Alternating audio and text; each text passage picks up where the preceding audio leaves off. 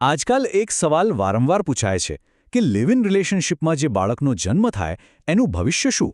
શું એને એના પિતાની પ્રોપર્ટીમાં કોઈ હક મળે? આ સવાલ ઘણાના મનમાં હશે. તો ચાલો આજે આપણે આ કાનૂની ગૂંચવણને એકદમ સહેલી ભાષામાં સમજીએ. તો મેઇન સવાલ આ જ છે, લિવ ઇન રિલેશનશિપમાં જન્મેલા બાળકને પિતાની મિલકતમાં હક મળે કે નહીં? હવે જુઓ, જેમ જેમ સમાજ બદલાય છે એમ કાયદા પણ બદલાતા રહે છે, અને આ મુદ્દો એનો એકદમ પરફેક્ટ ઉદાહરણ છે. જવાબ હા કે નામાં નથી. એના માટે થોડું ઊંડાણપૂર્વક સમજવું પડશે. ચાલો શરૂ કરીએ. હવે બાળકના અધિકારની વાત કરીએ એ પહેલાં એક સ્ટેપ પાછળ જવું પડશે. આપણે પહેલાં એ સમજવું પડશે કે કાયદો લિવ ઇન રિલેશનશિપને જુએ છે કેવી રીતે, મતલબ કે એનો અર્થ શું છે. કારણ કે સાચું કહું ને તો બાળકને જે પણ હક મળશે ને એનો આખો આધાર આ એક જ વાત પર ટકેલો છે. જો કાયદાની દૃષ્ટિએ આ ખાલી બે લોકોનું સાથે રહેવું નથી. જેને કોઈ કપલ લાંબા સમય સુધી સમાજની નજરમાં પતિ પત્નીની જેમ જ રહેતું હોય તો કાયદો એને એક ખાસ દરજ્જો આપે છે. એને કહેવાય છે લગ્નના સ્વરૂપનો સંબંધ. આ શબ્દો બરાબર યાદ રાખજો, કારણ કે આ ત્રણ શબ્દો જ બાળકના ભવિષ્યની અને એના અધિકારોની ચાવી છે. ચાલો હવે સીધા મુદ્દા પર આવીએ. એ બાળકનું શું જેને કદાચ સમાજ થોડી અલગ નજરથી જોતો હોય? એનો કાનૂની દરજ્જો શું? શું એ કાયદેસર ગણાય કે ગેરકાયદેસર? આ બાબતે લોકોમાં ઘણી ગેરસમજો છે. ચાલો જોઈએ કે આપણો કાયદો આ વિશે શું કહે છે. આ વાત પર ખાસ ધ્યાન આપજો. આ સૌથી મોટી ગેરસમજ દૂર કરે છે. સુપ્રીમ કોર્ટે એકદમ ચોખ્ખું કહી દીધું છે, લિવ ઇન સંબંધમાં જન્મેલું બાળક ક્યારે પણ અવૈધ કે ગેરકાયદેસર ન હોઈ શકે. એ કાયદેસર સંતાન છે. એને એ જ દરજ્જો અને એ જ સન્માન મળે છે જે લગ્નથી જન્મેલા બાળકને મળે છે. આ ખાલી એક ચુકાદો નથી, આ એક બહુ મોટું સામાજિક પગલું છે. ઓકે, તો એ તો નક્કી થઈ ગયું કે બાળક કાયદેસર છે. પણ એનો મતલબ શું? શું આ ખાલી કહેવાની વાત છે? ના, બિલકુલ નહીં. આ કાયદેસર શબ્દની સાથે આવે છે અમુક પાક્કા હક, ખાસ કરીને સંપત્તિ અને ભરણપોષણના અધિકારો. ચાલો હવે એ જોઈએ કે બાળકને ક્યાં ક્યાં હક મળે છે. તો ફરી પાછા આપણે એ જ સવાલ પર આવીએ જેનાથી શરૂઆત કરી હતી. પ્રોપર્ટીના હકનું શું? શું આનો મતલબ એવો થાય કે બાળકને પિતાની બધી જ મિલકતમાં ઓટોમેટિક હિસ્સો મળી જાય? ના, અહીંયા કાયદામાં થોડો ટ્વિસ્ટ છે.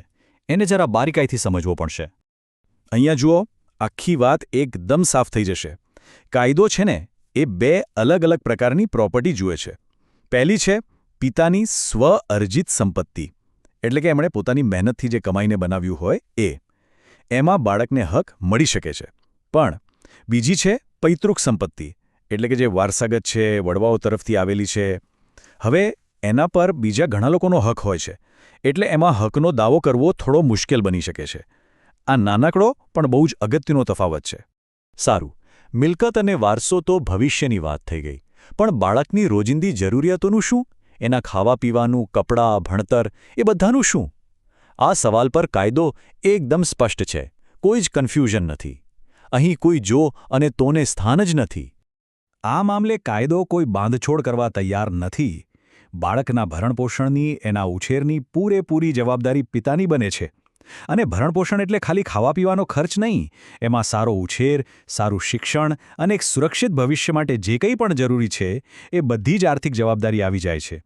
અને યાદ રાખજો, આ કોઈ દયાની વાત નથી, આ બાળકનો કાયદેસર હક છે. હવે આ જે કંઈ પણ આપણે વાત કરી રહ્યા છીએ એ કોઈના મનની વાત નથી. આ બધા અધિકારોનો પાયો છે સુપ્રીમ કોર્ટનો એક ઐતિહાસિક ચુકાદો. એક એવો નિર્ણય જેણે આ આખા વિષયને જોવાની દ્રષ્ટિ જ બદલી નાખી અને બધી શંકાઓ પર પૂર્ણવિરામ મૂકી દીધું. તો સુપ્રીમ કોર્ટે શું તર્ક આપ્યો?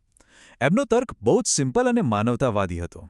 કોર્ટે કહ્યું કે આપણે કાગળના ટુકડાને નહીં પણ સંબંધની હકીકતને જોવી જોઈએ. જો એક પુરુષ અને સ્ત્રી લાંબા સમયથી પતિ પત્નીની જેમ જ સાથે રહેતા હોય તો કાયદાએ પણ એ સંબંધને લગ્ન બરાબર જ ગણવો જોઈએ. અને બસ આ જ લોજિકના આધારે એ સંબંધમાં જન્મેલા બાળકને પણ બધા કાયદેસર અધિકારો મળે છે. તો આટલી બધી ચર્ચા પછી આનો સાર શું નીકળ્યો? સૌથી અગત્યની કઈ વાત છે જે આપણે યાદ રાખવાની છે? ચાલો એને એકદમ ટૂંકમાં સમજી લઈએ. જો એક લીટીમાં કહેવું હોય તો વાત બસ એટલી જ છે. માતા પિતાના સંબંધનું સ્ટેટસ ભલે ગમે તે હોય, એની સજા બાળકને ન મળવી જોઈએ. આપણો કાયદો આ જ સિદ્ધાંત પર કામ કરે છે. એ બાળકને સૌથી ઉપર રાખે છે.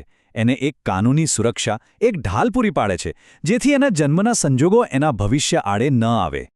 અને જતાં જતાં એક સવાલ મનમાં મૂકીને જઈએ છે. જ્યારે કાયદો સમાજ કરતાં એક કદમ આગળ ચાલીને આવા સંબંધોને અને એ બાળકોને સુરક્ષા આપે છે, તો શું આ કાયદાકીય બદલાવ આવનારા સમયમાં આપણા પરિવાર અને સંબંધો વિશેના વિચારોને પણ બદલી નાખશે? આ વિશે વિચારવા જેવું ખરું.